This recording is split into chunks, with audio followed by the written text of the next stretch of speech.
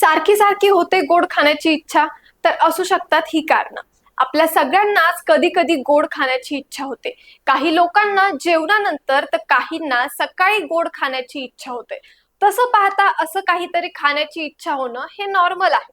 पण अशी इच्छा किंवा क्रेविंग जर सतत होत असेल आणि त्यावर कंट्रोल करता येत नसेल, तर मात्र ही काळजी करण्यासारखी गोष्ट असू शकते. कारण जास्त गोड खाल्ल्याने वजन वाढणे, मधुमेह होणे असे अनेक धोके आढळून येतात. गोड पदार्थ लगेच रक्तात मिसळतात आणि ऊर्जा पुरवतात. कधी-कधी आपण जेव्हा मानसिक तणावात असतो, तेव्हाही गोड खाण्याची इच्छा होते.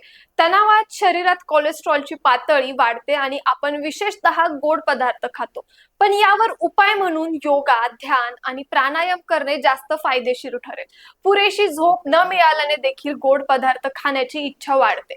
शरीरात क्रोमियम आणि मॅग्नेशियम यासारखी खनिजे कमी झाल्यास देखील गोड खाण्याची इच्छा वाढते.